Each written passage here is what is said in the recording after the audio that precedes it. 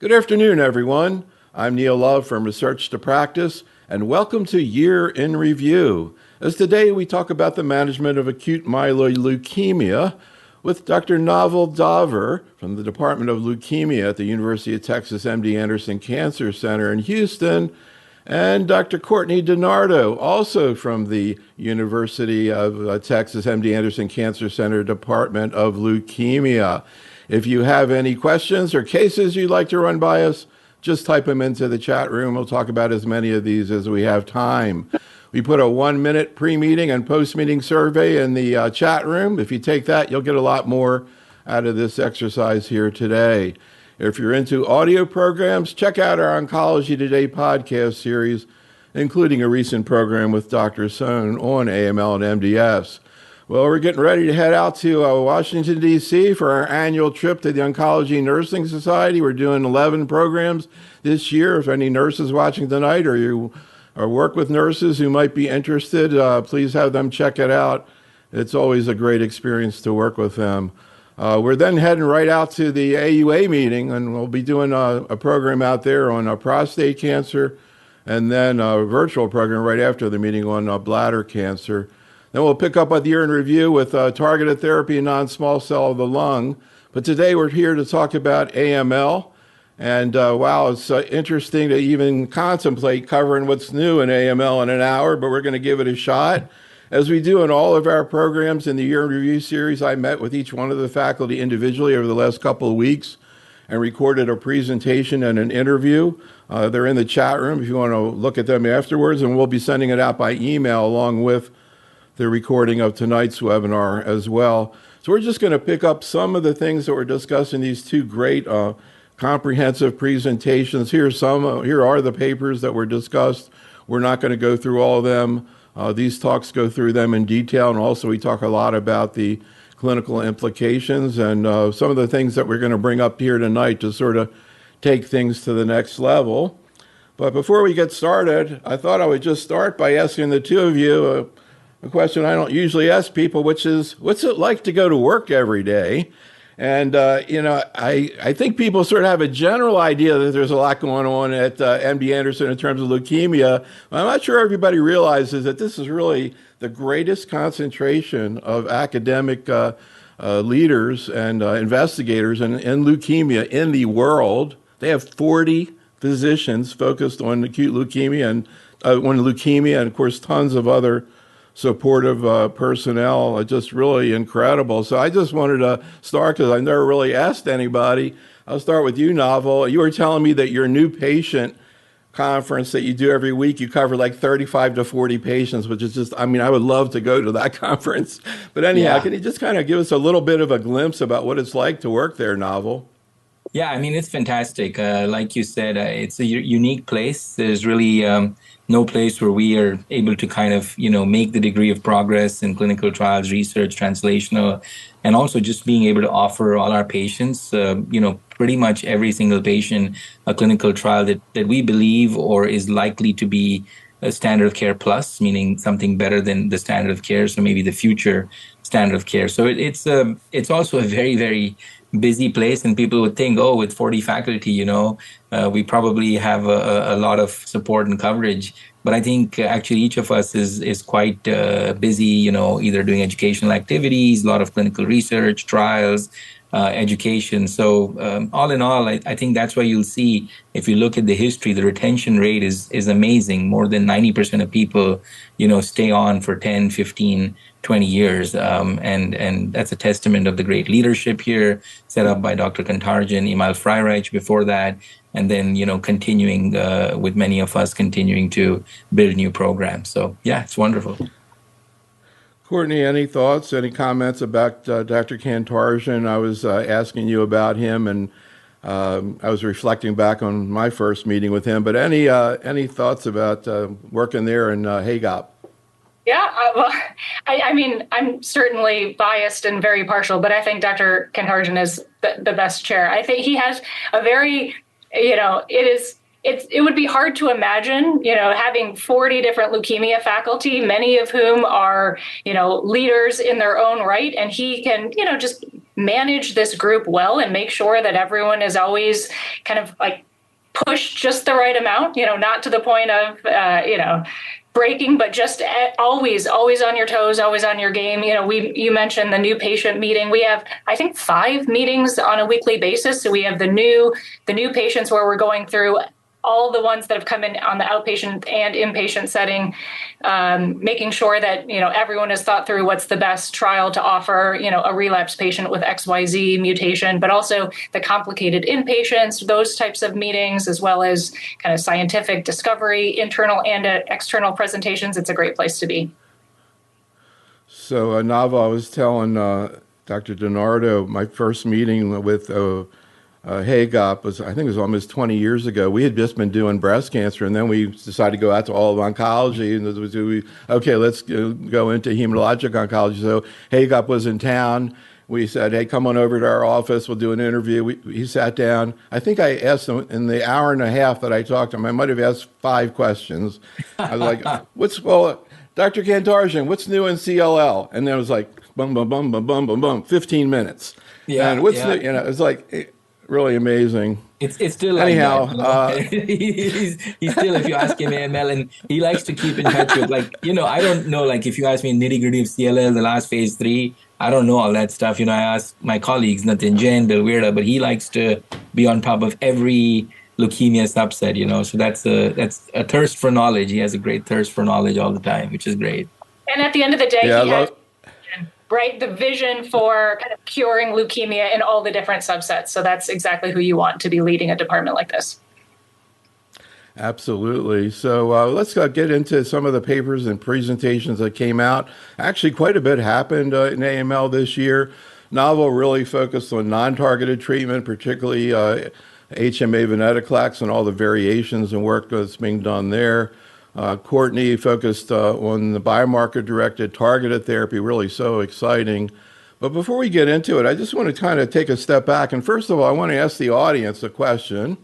As you know, our primary target audience are general medical oncologists, community-based practice, the docs who not only take care of AML, but, bladder cancer, myeloma, breast cancer, et cetera. So audience, I would like to know, do you provide direct care to your patients with AML? And if you do, is it mainly or just the older patients who are not eligible for intensive chemo, or people who are both older and younger available? So, Courtney, I guess the reason I asked this question is I kind of feel like the general medical oncologist was kind of on the periphery of AML until, I guess it was 3, 4, 5 years ago when HMA venetoclax came out. And all of a sudden, they needed to know about AML right away. And now they've got some experience with that, and I think they're kind of on board in general with AML, and I think targeted therapy they're starting to utilize. Any thoughts as you've seen this process, Courtney? I think 4 or 5 years ago, most of these patients, particularly the younger ones, were getting treated, even intermediate young, 60 to 70, in tertiary centers, but I'm not sure what's going on right now. I think a lot of general oncologists are taking care of these patients. Any thoughts, Courtney?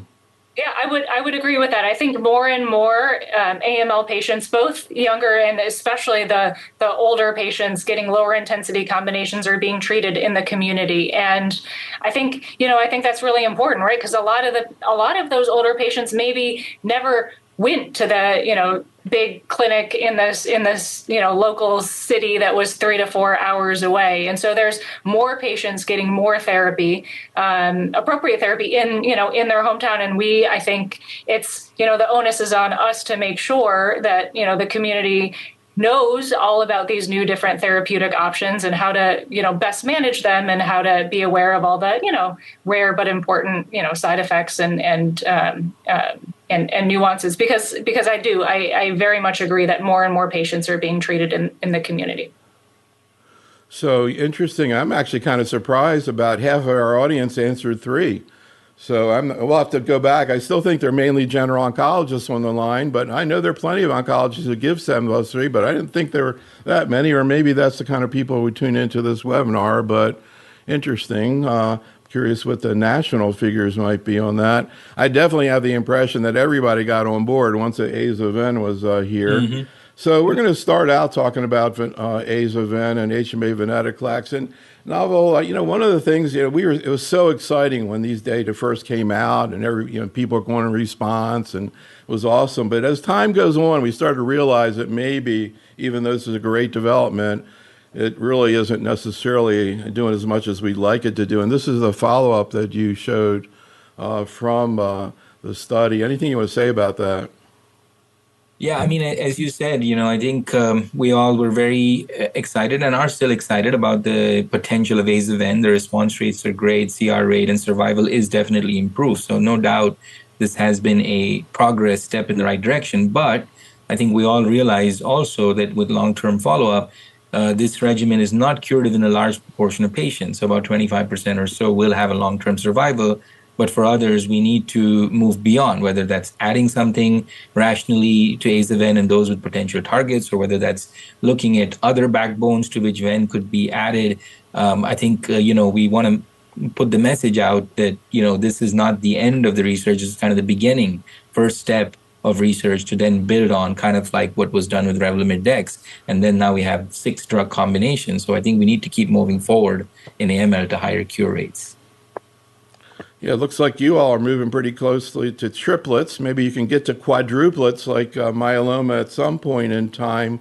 We may. Courtney, again, getting back again, Courtney, to what happens to people and who are treated. I guess one of the things I've heard a lot of discussion about, again, is the sort of intermediate age, 60 to 70.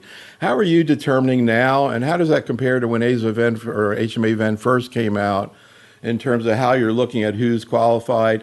I kind of get the feeling that maybe more HMA-Vens being used in those intermediate than maybe 4 or 5 years ago, but what are your thoughts? Yep, no, I think that's definitely true. And that may be why more patients are being treated in the community than were being referred before, because initially we used Aza-Ven for patients who were really unfit for intensive chemotherapy, because the curative option and really the only good option was intensive chemo.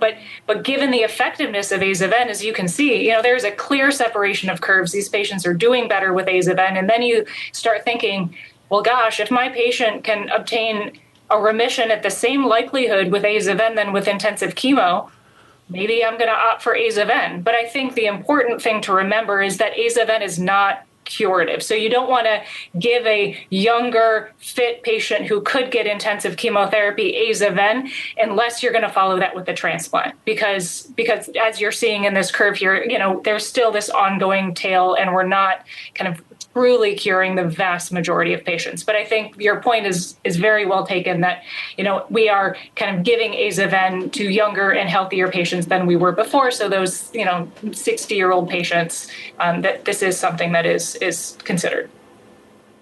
So what novel to talk about this slide, because it really was interesting, and I had not seen that broken down. But first, a couple quick questions from the chat room to Courtney, just to follow up what you just said. Muhammad wants to know what kind of antimicrobial prophylaxis you use with Aza-Ven, and also how do you dose Ven in subsequent cycles depending on cytopenias? Number one question about Aza-Ven is cytopenias in general. So any thoughts about that and prophylaxis for infection, Courtney? Yeah, the average patient, we usually give 3 weeks of venetoclax and then 2 weeks off. So they end up being about 5-week cycles with 21 days of Ven.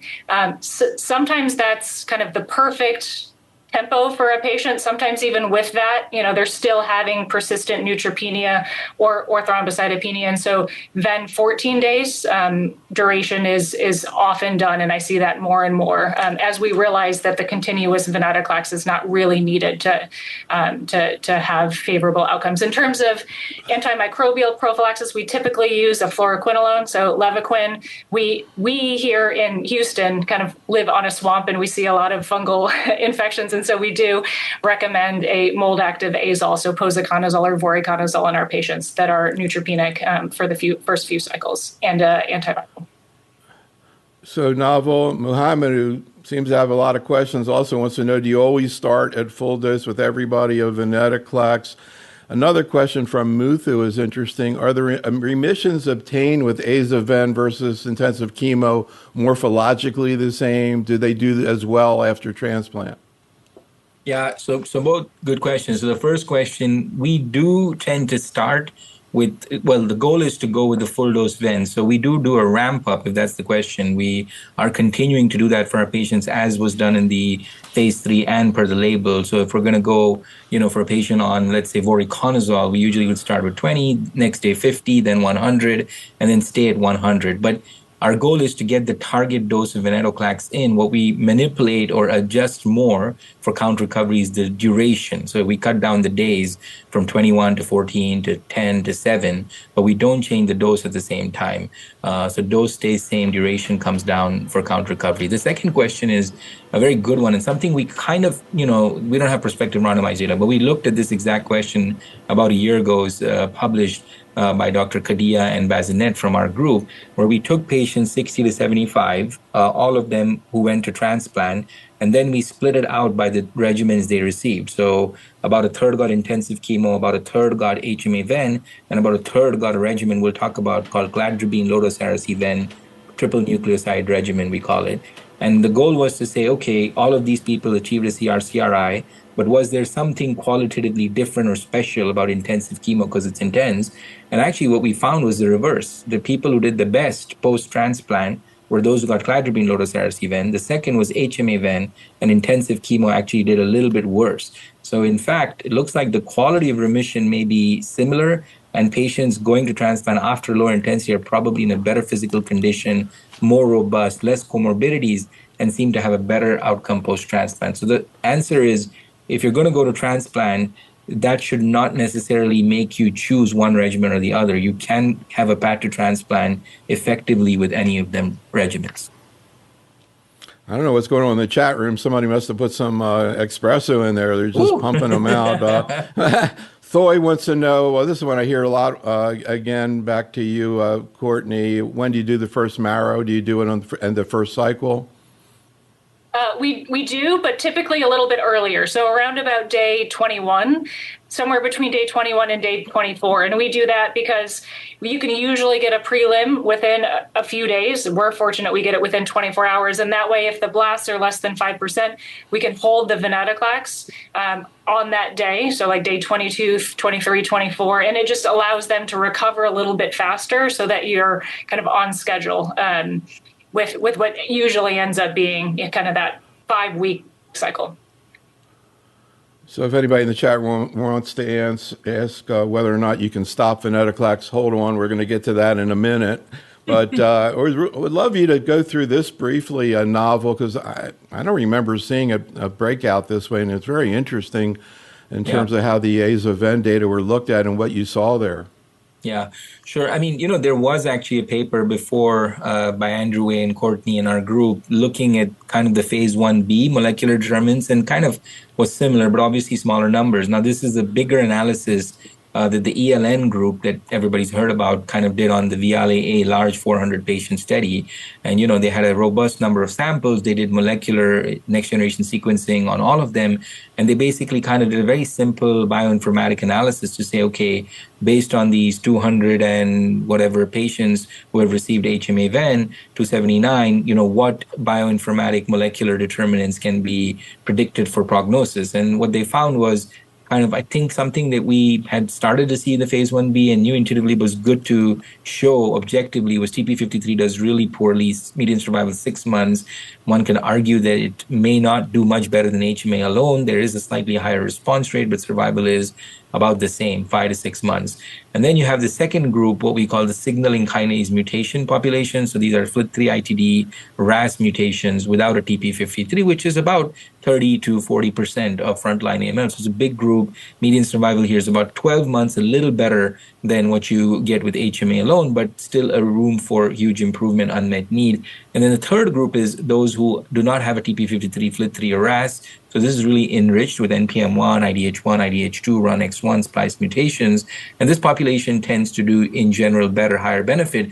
Doesn't mean that you cannot improve them further. It's just that you need to know that the bar is already higher. So if you add a drug, it should not have too much cumulative toxicity. So I think this is going to be really important from our perspective, at MD Anderson for developing combinations, because we cannot just take all comers and say, oh, this triplet is better or not. You have to put it in the specific molecular group so you know what would be considered an improvement for a FLT3, for a RAS, and so on and so forth. So I had to take a deep breath after I saw this one, Courtney, but maybe I imagine you could probably spend an hour talking about that. But some of the things that I recognize down there to the left, FLT3, KRAS, BH3, are a few things at least I recognize. Any thoughts about what's the main issue here or how to attack it? Yeah. So, what you just saw on that last slide shows that there's kind of two different main groups of patients who are not doing as well. And so one of them is P53 mutated. So that's kind of on that top right, that number 2, which is a big problem, right? P53 mutated patients just don't really benefit from any of the new therapies that we have, including, unfortunately, Aza-Ven, their survival is still 6 months or less. And then the other group are those signaling mutation patients. So what, Naval was just saying, the FLT3 ITDs, the KRAS, NRAS, the signaling phenotype, which often overlaps with monocytic disease, which also overlaps with overexpression of MCL1 and BCL-XL and the kind of other families, other than BCL2. So kind of 1, 5, and 6, those numbers are all interrelated, which are those kind of signaling mutations when you're doing the NGS panel that you can identify. So these are kind of the key resistance mechanisms, and where we're kind of most hopeful that adding therapy to the Aza-Ven backbone will improve those outcomes in patients who are not deriving the most optimal benefit. So we're going to move to a lot more practical issues, and here's a huge one. Oral decitabine with venetoclax. I mean, there's an obvious thought. Obviously, we're using oral decitabine in MDS, and patients are able to benefit from it. But you all have done a lot of work looking at this combination. Naval, can you kind of summarize what we've learned or what you learned? Yeah, sure. So this is a combination of, as you said, oral, obvious benefits, being oral therapy and not needing IV infusions. And we were, I think, the first group to start looking at this. We used, as you said, the oral decitabine approved regimen from frontline MDS, 5 days, with venetoclax, very similar from the VIALE-A. And as you can see, overall response rates were very similar to the VIALE-A in the 65-70% range, with the CR rate almost exactly the same, 36-37% VIALE-A.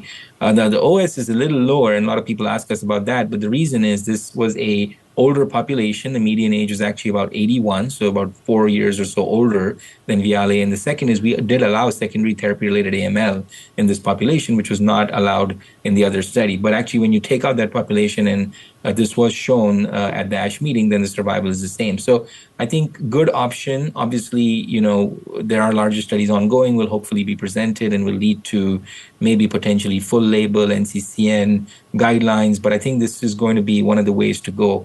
I do want to caution a little bit here that even though this is oral, it does not make it less myelosuppressive or better tolerable. So we still actually admit our patients for this regimen as we do for IV Aza-Ven, and we still monitor in that first cycle as we would do with IV Aza-Ven for the first 3 to 4 weeks. We do the tumor lysis, the hydration, the antibiotics.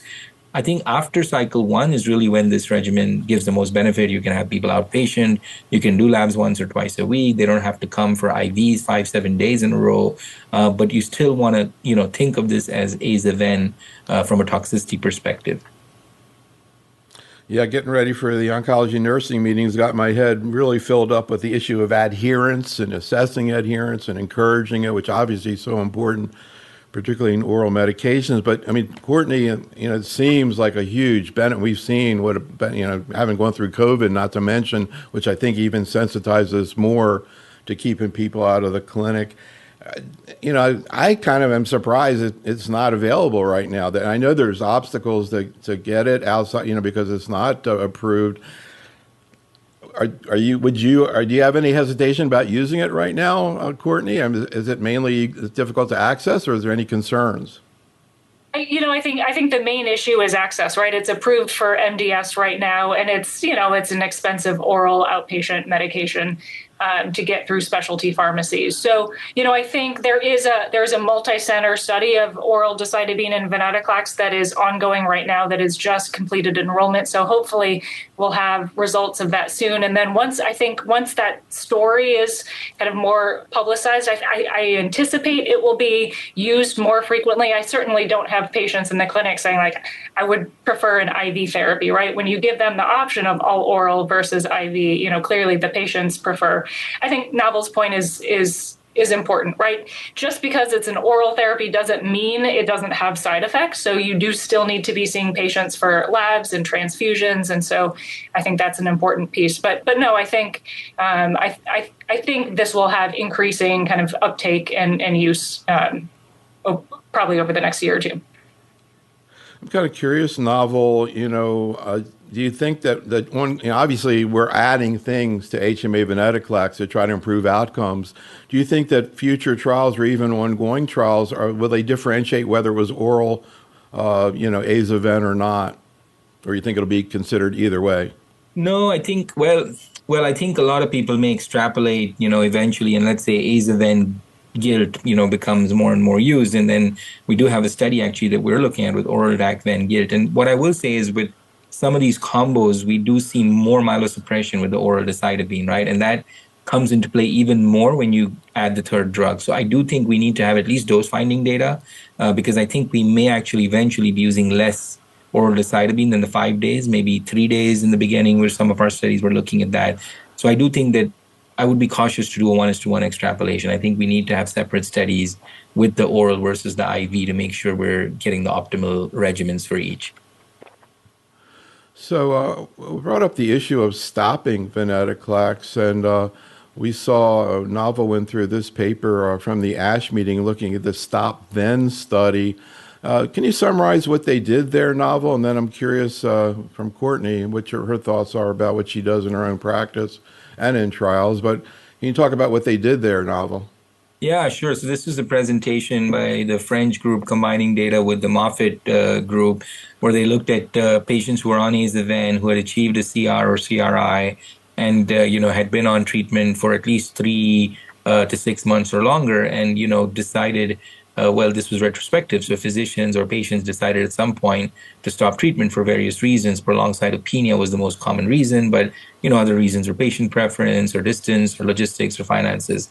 And basically the question was, is this safe? What proportion will relapse? What they showed was that actually in patients who achieved a CR or CRI, if in the frontline setting, especially they had both the frontline and relapse refractory core, but in the frontline setting, the median survival was like 45 months plus. So it did seem to be an effective strategy in selected patients, confirmed CR, CRI.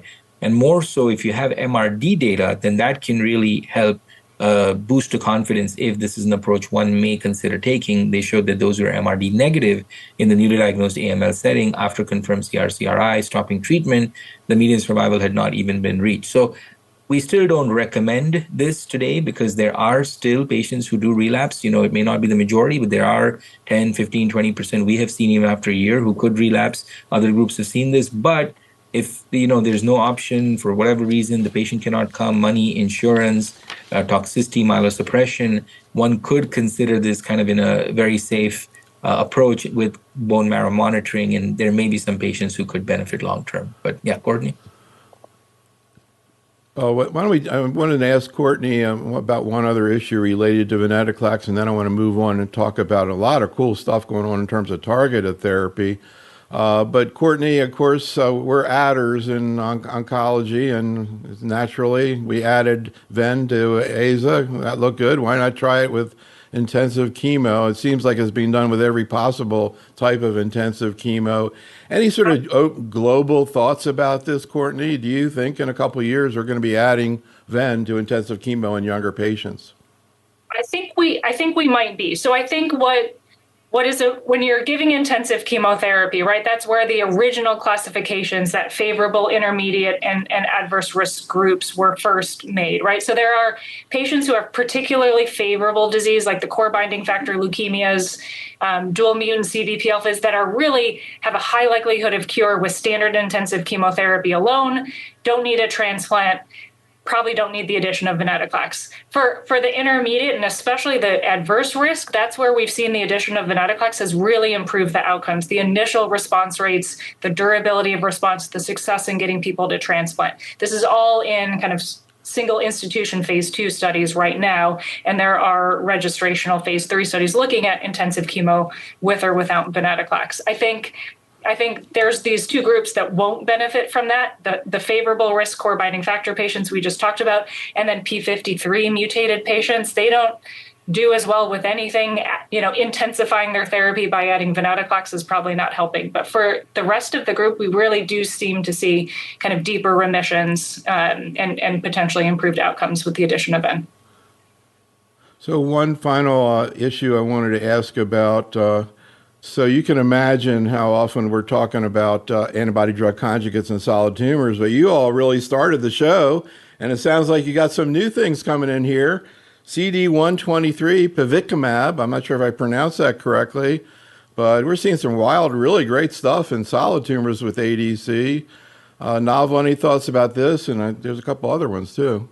Yeah, no, as you said, I think ADCs have, been of interest in acute leukemia and in CLL and other groups. And, we have a number of them approved, gemtuzumab for CD33 in AML, but then also inotuzumab, for example, in ALL, and myeloma, as you mentioned, has a number. So, I think in the last 15 years, we've been making a lot of efforts to move beyond gemtuzumab. It has some activity, but also has a lot of toxicity, VOD, myelosuppression. The toxin is not what we would like to use in the modern era, calicheamicin. So pivekimab kind of checks a lot of those boxes. It has a better toxin payload, single-stranded alkylating DNA break. It does not seem to carry the baggage or risk of VOD. It does not seem to have the issues of capillary leak, as has been seen with one of the other CD123 antibodies. So all in all, we've been pretty excited about this agent. Single agent had some activity, about 25% or so CR/CRI, but not sufficient. It was felt to go for full approval.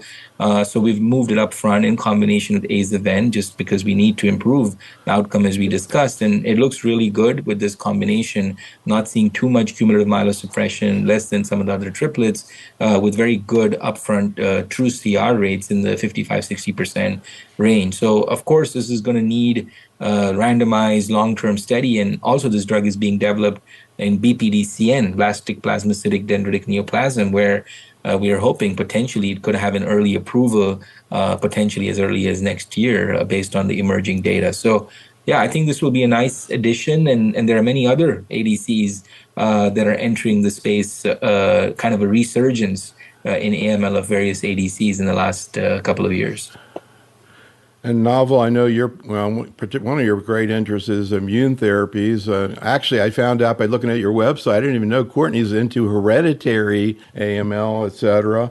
But I don't even want to bring up this NK cell engager. Watch the talk and let him explain what this graphic means. But we're not going to do it now.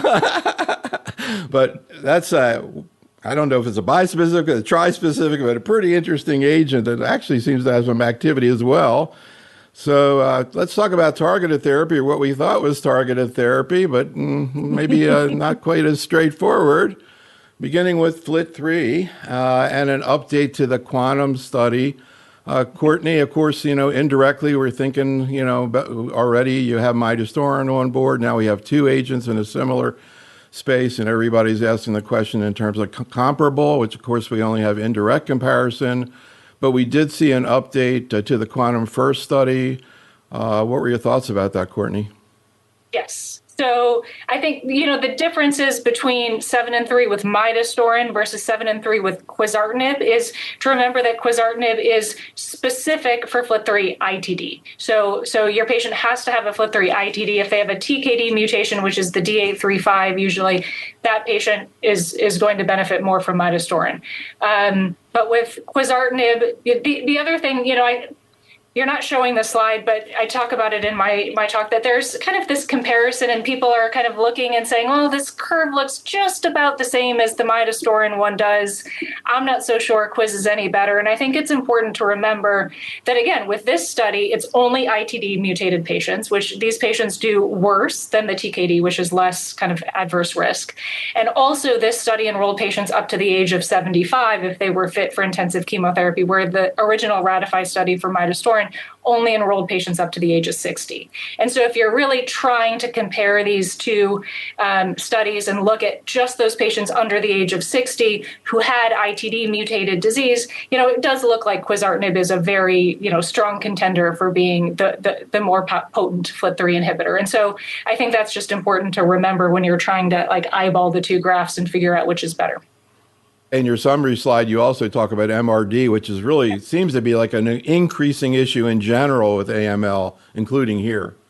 Yeah, and that's exactly what I was going to mention next, which is, in the RATIFY study and many of our older AML studies, we don't have MRD data because it wasn't a thing yet. But now we're realizing, how important it is to not only have kind of your pathologist tell you the leukemia is in a remission, that you're looking at it and you don't see leukemia, but kind of to deeper levels of, sensitivity to 10 to the -5, -6 with these very sensitive assays. If you've cleared that MRD, that residual FLT3, your patients are going to do better, longer, more durable remissions and improved overall survival. And that was seen in the patients receiving quizartinib.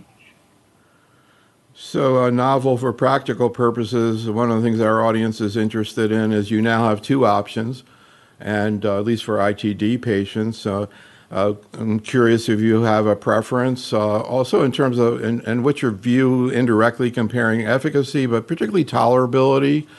Courtney was saying that some of her patients call midostaurin the skunk pill because it doesn't smell very good and maybe causes GI issues. But when you put it all together, how do you compare the two, and any preference outside of trial, Naval? Yeah, no, we and me have a very clear preference with quizartinib for many reasons. I think that's one that I can kind of be more definitive because it's a second generation drug. It was developed always as a more powerful later entry specific for FLT3, whereas midostaurin was actually developed as a multi-kinase inhibitor for solid tumors and then kind of didn't work there and repurposed. And it was great for a while, but I think we were always waiting for the second generation. And then, as you mentioned, I think tolerability is really critical. And if you ask patients, many of them, leukemia AML patients will take whatever we have to give them because they know this is a matter of life and death, literally. But if you really ask them, yeah, they do have a lot of issues, GI with midostaurin, and taste of smell, taste, nausea, GI problems, which we have not seen with quizartinib. That being said, we do have to monitor for QTc with quizartinib. It's not something that causes patient discomfort, but it is something we have to watch out for because if left unmonitored with many cumulative QTc prolonging drugs put on board, you could run into problems. Although clinically, this is something we have not had issues with close management. And then efficacy, I completely agree with Courtney. When you really try to look at it apples to apples in the 18 to 60 population, and ideally considering that these are all ITD, higher risk group, I think you're seeing a better survival actually overall at 4 years, closer to 60% versus about 50% with Mido. So yeah, I think even though there seems to be a debate, I personally feel, and I think many centers are moving with quizartinib up front today. So next question, I'm going to start by saying, I'm curious, Courtney, have you ever heard about HER2 low in solid tumors? There's now a pan-tumor approval for TDXD, and in breast cancer, they give it to HER2 low. The only reason I'm bringing it up, completely different disease, completely different scene, but I was pretty surprised when I saw HER2 low, thinking it was a HER2, drug. Now, the Kiwi study, FLT3 ITD wild type benefit seen there, and a FLT3-like signature. Yes. That is where the benefit is. And this is a lot of people, right? Like maybe a quarter of AML has got this. So now FLT3, adding this up, now you're talking about half of it. So here it is. Yep. Any thoughts, Courtney? my initial thought is a little bit of like, I'm not quite sure what to do with this yet. A longer thought is, it makes sense, right? Because these are kinase inhibitors, and there may be people that have this kind of activated profile that don't have a specific FLT3 ITD, but that may benefit, right? And so what this is saying is that there are patients who don't have a FLT3 ITD, but yet they have this gene expression signature that suggests they're going to benefit, that they look like they have a FLT3 ITD. And about, in this clinical trial of patients that were receiving 7 and 3 with quizartinib who didn't have a FLT3 ITD, that half of the patients had this FLT3-like signature, and those were the patients that benefited from the addition of the quizartinib. So it makes some sense. It reminds me a lot in our world of leukemia of the PH-like patients that don't have a Philadelphia chromosome. They don't have that BCR-ABL, but yet they have this expression profile that suggests they would benefit from the addition of a TKI. So the challenge, though, is that we don't really have this expression analysis able to be used in the clinical setting in real time to decide who should or should not receive this therapy. I just flashed on another example. I don't know how close you are to the GYN people there with Shannon Weston, but, for PARP inhibitors, obviously we have BRCA, where patient responds, but there's another thing we have called a loss of heterozygous score, like scarring or something. I don't know how they do it, and these people respond like PARP. It kind of seems a little similar. Yeah, and I've heard Shannon talk about like a BRCA-Ness phenotype, right? Exactly. Yes, essentially the same thing. Yep. All right. Well, at least it's something familiar, although it's pretty interesting, and I wonder where it's going to lead. This is Naval also talked about in his talk, but it's just really so cool. It's great to go back and take a look at this. Another super interesting data set, the Morpho study, looking at gilteritinib after transplant. And just to point out, and Courtney, if you can explain what they did here, but just to point out right at the top, I noticed that it's only for ITD patients, even though it's gilteritinib. But you said that's because of the MRD assay they were using, or anyhow, what did they do? Go ahead. Yeah. So, this is a post-transplant study, right? So, FLT3 ITD mutated patients have the highest risk, one of the higher risks, they're the adverse risk group that are more likely to relapse post-transplant.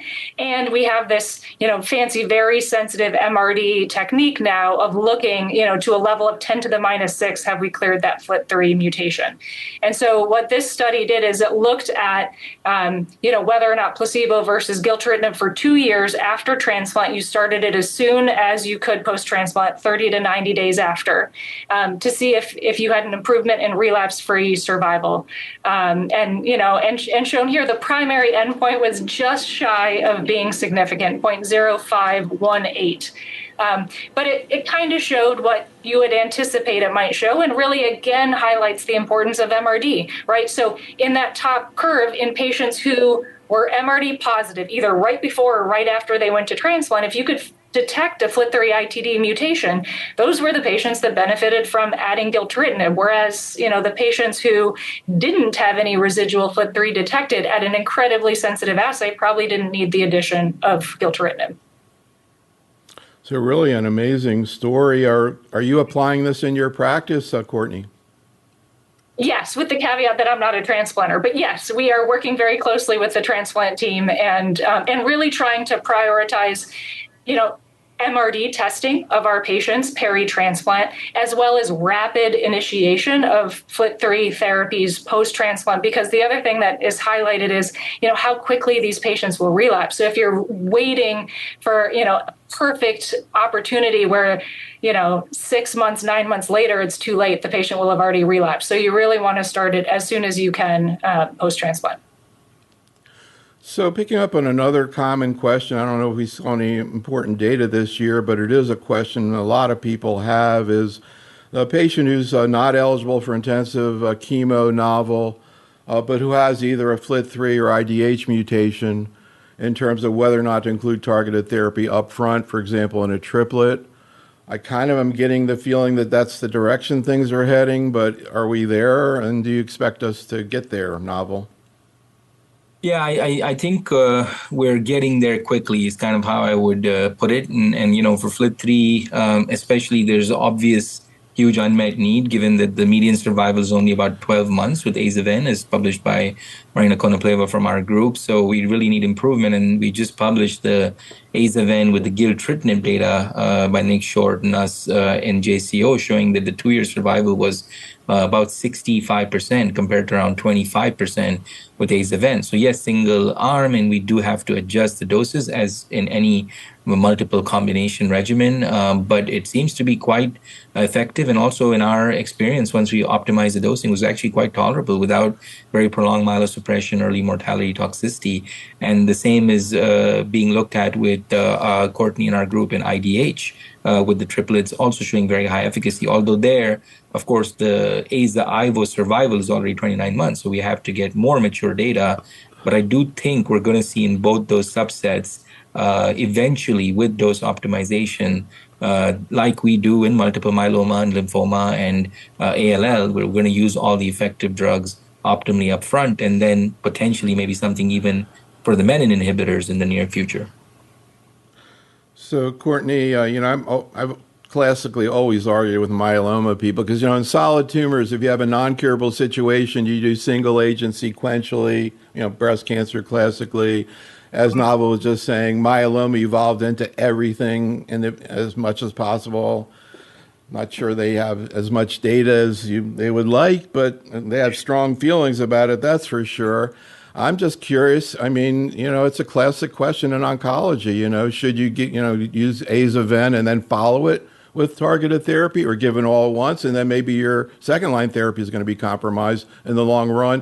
Now you're talking about AML too, that has a pretty acute history. Maybe you want to get going much quicker than, say, myeloma. Yep.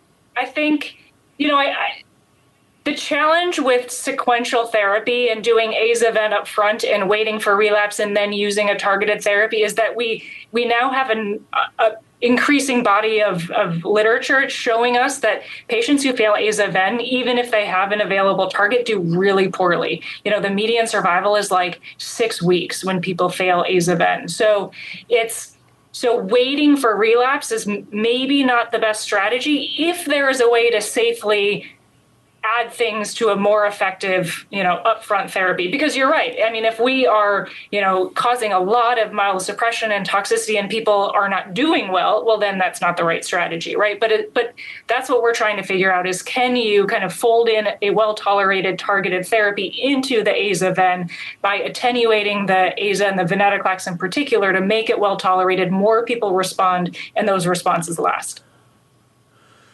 So I've been hearing about menin inhibitors for a while, but it sounds like it's time, that it's going to be happening soon. And I was actually, some of the most things I learned the most in the time prior to these webinars when I get a chance to chat with you. And I have to say that I was actually concerned when I chatted with you all about this, about your concerns about these agents that are about to come into practice and whether or not we're kind of ready for it. So we'll get to that in a second. But first, we were talking about mechanism also before we got started here, and that's something we could do for hours and hours. But you want to take a shot at kind of explaining how these agents work, what the targets are, what the likely target will be for the FDA approval that's expected maybe this year, and your vision about how it's going to go. So menin inhibitors, I think, are the next new thing for AML. So these are small molecule therapies. They're pills, and they are not cytotoxic therapies. These are differentiating agents that kind of bind to the menin protein and break apart this complex that is leukemogenic that causes a block in differentiation. And so you're seeing, when you use these menin inhibitors, if you have this activated what we call the HOXA9 or the MEIS1, this program that is causing a block in differentiation, these therapies work really well to turn that off and allow normal myeloid differentiation to proceed. So this is primarily, and was initiated, the clinical trials in 2 different disease subtypes within AML, NPM1 mutations and KMT2A rearrangements, with KMT2A formerly being called MLL. So when you see like MLL translocations or 11q23 translocations, that's KMT2A now. So those are the two groups where the initial clinical trials with these menin inhibitors, and there's now a handful of them in trials, have been initiated, and we're overall seeing kind of good results similar to IDH inhibitors or FLT3 inhibitors in the single agent relapse setting, with kind of about 30% of patients responding, those responses being reasonably durable, improving outcomes, and probably new approvals coming soon. So again, we were chatting about mechanisms and also differentiation syndrome, which is an issue with this as it is with IDH inhibitors. Before we get into the clinical part of it, just to come back to this graphic you have here, I don't know, I hear differentiation syndrome, I think about IDH. Are the mechanisms, the pathways related in any way? Yes, Courtney? they are related, but they're not exactly the same. So, the IDH mutations are are mutations within the Krebs cycle. These are metabolic enzymes, the isocitrate dehydrogenase, and the mutation causes this kind of oncogenic metabolic enzyme that causes chaos, but in an epigenetic fashion, right? That is causing a hypermethylated phenotype. And so this is also causing kind of this epigenetic abnormalities through the PRC complex. And so I think it's probably more nuanced than we need to get to, but in general, yes, it's an overall epigenetic mechanism leading to differentiation blockage. So discussion to be continued, but I'm glad this slide has a red background, because I came up with a big red flag after talking to Naval, who's concerned about whether or not people who don't see AML all the time are going to have problems with these menin inhibitors in terms of differentiation syndrome. So Naval, this is more difficult to manage than IDH differentiation? Yeah, I think what I want to really highlight is that you need to be aware of differentiation syndrome with menin inhibitors. It's seen with pretty much all of them. However, the kinetics, the frequency, and severity is actually different between different menin inhibitors. And a lot of this data is being published, peer-reviewed, and a lot of reviews and guidelines coming. But I think the point is, if you're going to start with these drugs, I feel people get a little bit relaxed and complacent when something is oral and they feel like, oh, we can give this and get labs in 2-4 weeks. You cannot do that. We do see some patients, it's not the majority, but we do see 5 or 10% where the white count can go up very quickly, come in with pulmonary issues, liver issues. And the nice thing is that actually if it's picked up early in the first 3 to 4 days, you can actually give them steroids and get it down, almost 100% respond within 48 hours. So I think we do want to be aware. It is more severe. We have seen more severe cases than IDH, NATRA, arsenic. It is quite manageable. So just make sure that you kind of read about the label and the guidelines, before using it. Or if you're not comfortable, maybe a good patient refer to initially start with the treatment. I don't know if other oncologists do the same thing, but if I hear about a biomarker and I don't know if there's any drug for it, then I usually don't remember it. So KMT2AR sounds like something we're going to have to start remembering, at least as it relates to this. And of course, it's being combined with azavenetoclax, and that sounds like an interesting option as well. And this is just some of the summary that came out of Courtney's talk. I want to talk, though, about IDH inhibitors. We referred to that a couple of times. This is Courtney went through a paper looking at oral decitabine venetoclax with ivosidenib. Again, the sort of triplet approach. Anything you want to say about that paper and in general, these triplets and triplets with oral decitabine instead of zerazine?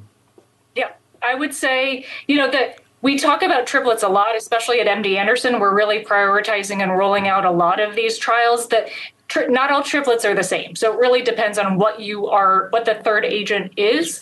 IDH inhibitors in general are not very cytotoxic, don't cause a lot of myelosuppression. So these tend to be fairly well tolerated triplets compared to, some of the others that cause more myelosuppression. And the whole point, you could argue that IDH mutated patients do pretty well with aza, do you really need a triplet? But to the conversation we were just having, with azacitidine and venetoclax, about 2/3 of patients respond. With azacitidine ivosidenib for IDH1 mutated patients, about 2/3 of patients respond. In this study looking at frontline populations where, more than 90% of patients are responding, and more than 80% of those responses are MRD negative. So if we can show this with more patients and with more time, that we are getting more patients in deeper remissions, then maybe that's going to lead to improved outcomes, in the long term. So I do think that these triplets, even for IDH mutated patients, especially IDH1, is important. So our webinar attendees know I'm really into cool trial names. I love the all oral save idea. Yeah. Actually, you could maybe call it RVD light or new revumenib, decitabine venetoclax. Oh wow, that's a good one. Look at that. RVD AML. So the only problem is myeloma, guys. The myeloma may start treating our leukemia patients. You know how they are. Yeah.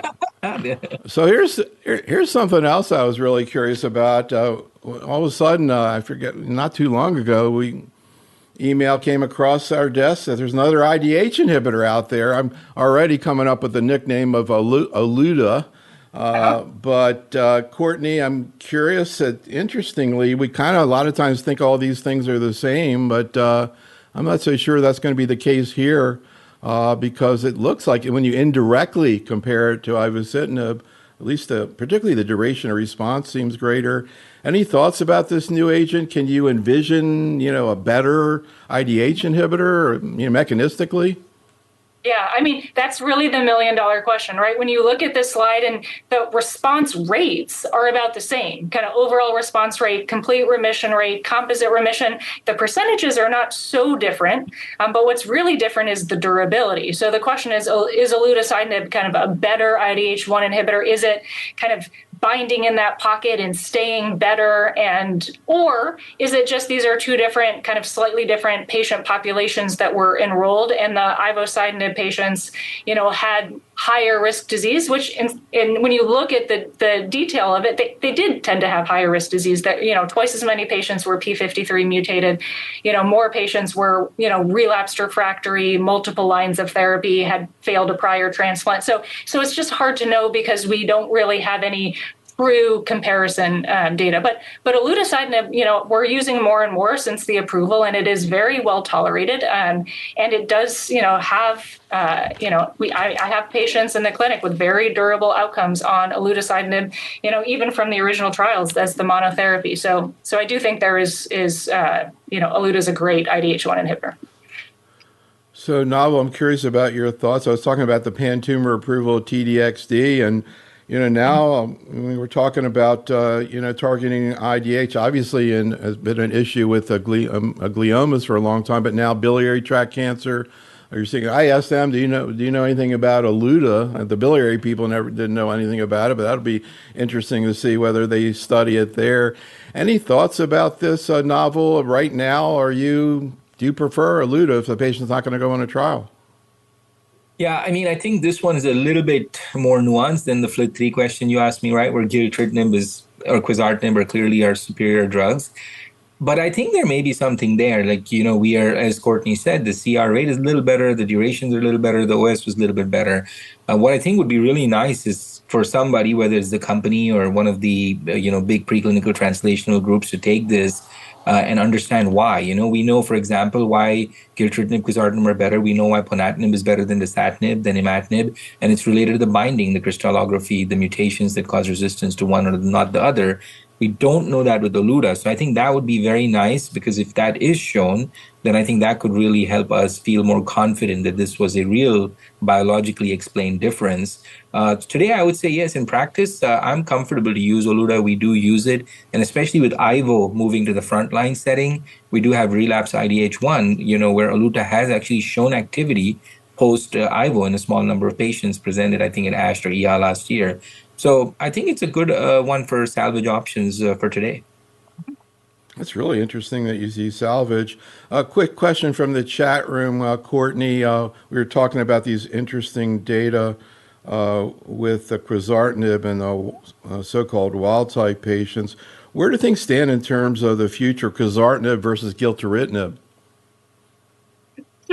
I might punt that one to Dauber. He might know more, but I mean, I think that it will be a little bit harder to choose in the clinic if you have gilteritinib approved in the frontline. We're still waiting on the frontline intensive chemo with gilteritinib randomized study because I think it's fairly clear, as Naval was saying, the tolerability of midostaurin is not great, but gilteritinib is pretty well tolerated. So if there's going to be kind of a future of intensive chemo with gilteritinib or quizartinib, that'll be a little bit more tricky, I think, to decide which one to use. Certainly, if they have a TKD, it's obvious gilteritinib is the choice, but for the ITDs, yeah. Naval? Yeah, I think it's going to be very interesting. I'm very enamored by this FLT3 wild type data. I think it's real. There will be studies coming soon that will hopefully confirm this in global settings. But I think we have to rethink, and the menin may be a similar story. You know, with menin, we're finding a number of new fusions and targets that could be covered. So we may be pegging these drugs early on into smaller buckets than where they could work. So I think, we're waiting for some of the randomized data from GILT coming from the HOVON, and then we'll have to review it. But I think Quiz for now in the frontline space, especially with this wild type data, is sitting very tight as a good drug to be used up front. Naval, do you know whether or not, or has GILT been looked at in FLT wild type? It has. So yeah, actually we didn't go into that, but about 10 years ago, actually, both of these in the phase 1 salvage were looked at in the wild type in the dose escalation, and Quiz actually had quite impressive 30% CR/CRi as a single agent in FLT3 wild type. Now, this was at higher doses. We were going to like 120 and 150, 180, but there was this signal. And then, of course, we moved on, to the targeted therapy approach. And then GILT was looked at about 40 patients. It was only 8% response, so much, much lower than what was seen with Quiz. So, and similar with Midel, it had almost no activity in wild type. So there's something interesting about Quiz. There's other targets all of these drugs hit. So, for example, Sybil, KIT mutation, CSF3R, and actually a lot of labs, including some of the groups in MD Anderson, are going back to figure out what could be the wild type target beyond FLT3 here. So a lot of interesting stuff. All right, really, I'm going to force myself to only ask one more question, which is, what about sorafenib? Didn't they see benefit with wild type there? And what about in that experimental system? Does sorafenib work? Yeah, so sorafenib was actually the exactly same design study that was presented now by the Spanish. It was done actually by the Germans almost 8 years ago. Christoph Rohlig called it SORAML study, SORAML. And they kind of said the same. Let's use wild type patients, 3+7 with sorafenib versus 3+7 placebo. And they saw some signal for the relapse-free survival was like 22 versus 9 months, but the OS was not improved. So basically, the Spanish data just widened that gap and showed more clearly, now, look, this survival is clearly improved.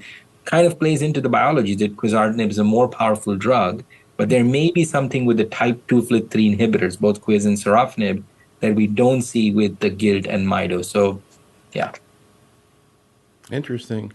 All right. Well, thank you so much, Courtney and Naval. It's always great to speak with you. Audience, thank you for attending. Well, the entire ONS thing we're doing next week, if I can find it, is going to be, there you go, going to be online if you want to check it out and see what's going on in Washington, D.C. We're really looking forward to it. Be safe, stay well, and have a great night. Thanks so much, Courtney. Thanks, Naval. Thank you.